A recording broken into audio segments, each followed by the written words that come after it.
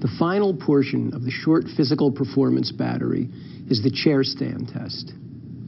In this test, participants are first instructed to fold their arms across their chest and to try to stand up one time from an armless chair placed against a wall.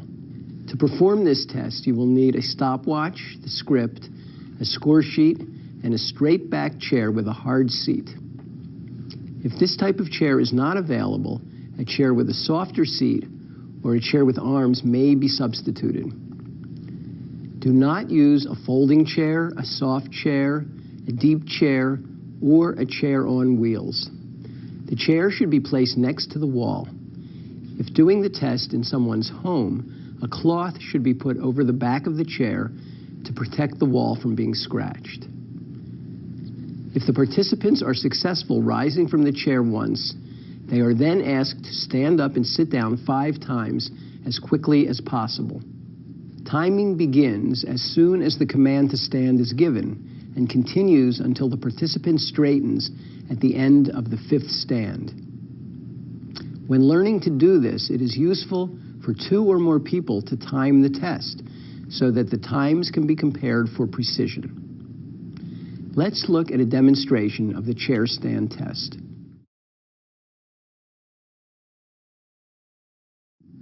Let's do the last movement test. Do you think it would be safe for you to try to stand up from a chair without using your arms? Yes, I think so. For efficiency, it is valuable to have 2 chairs available so that the examiner can do the demonstration while the participant sits in the other chair and watches. If only 1 chair is available, then the participant will have to get up to watch the demonstrations. The next test measures the strength in your legs.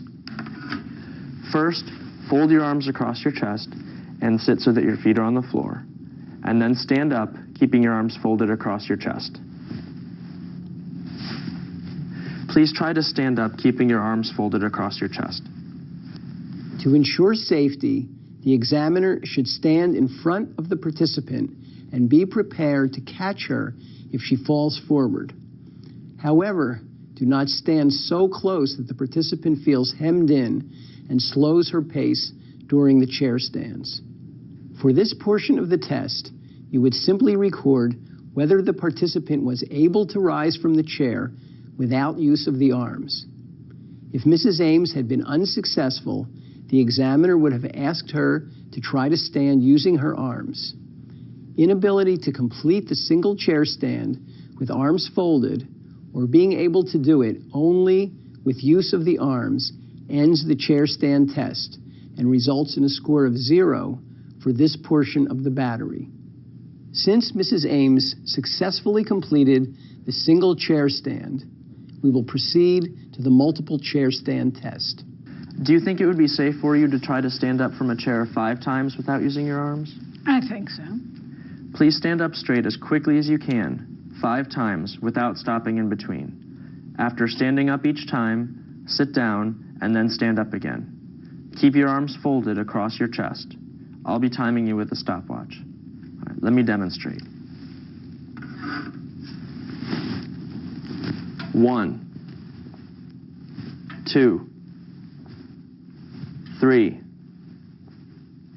4, 5.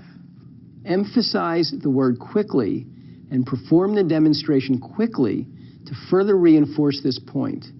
The gait speed test is done at normal speed, but the chair stand test should be done as quickly as possible. Count the stand number only after the participant has straightened up. Do not pace the test with your counting. Okay, ready? Yes. Stand. 1, 2, 3, 4, 5. Excellent. Very good.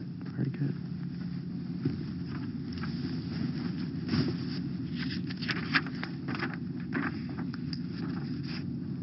Timing begins when the command to stand is given. Stand. And continues until the participant straightens her body at the end of the 5th 3, rise. 4, 5. This contrasts with the gait speed test, where timing begins only when the participant begins to move. During the test, count out loud as the participant rises up to 5 times. Do not coach or encourage the participant during the test. Watch the participant closely and stop the test if the participant is tired or short of breath during the repeated chair stands. The test should be stopped if the participant has to use her arms to rise at any time, or if the participant has not completed the 5 chair rises after 1 minute. You should also stop the test at your discretion if, for any reason, you are concerned about the participant's safety. If the participant stops before completing the 5 rises, you should ask her if she can continue. If the participant says yes, continue timing. If the participant says no, stop the test. Scoring of the chair stand test is based on established categories of completion times of 5 repetitions that have been shown to divide the older population into 4 equal groups. Participants who require more than 16.70 but less than 60 seconds receive 1 point. Participants whose completion times fall in the range 13.70 to 16.69 seconds receive 2 points, while those in the range 11.20 to 13.69 seconds receive 3 points. Participants who finish the 5 repetitions in less than 11.20 seconds receive the full 4 points. Mrs. Ames completed the 5 chair rises in 12.03 seconds and thus receives a score of 3. Inability to complete 5 repetitions or use of the arms during the rises results in a score of 0. If the participant was unable to complete the 5 chair stands, please indicate a reason on the score sheet. Now, let's look at an example of a participant who is less fit than Mrs. Ames.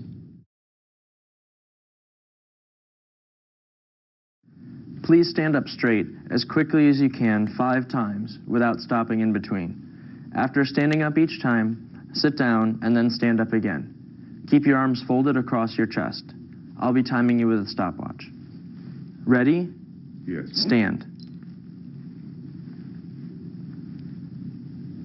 1.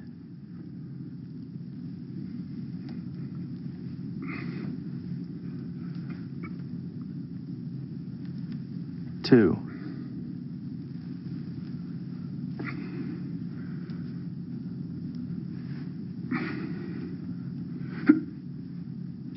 'Can you continue?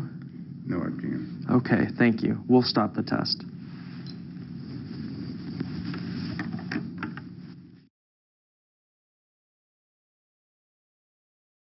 If the participant fails to complete 5 rises, do not record the time and give the participant a score of 0. This completes the demonstration of the SPPB.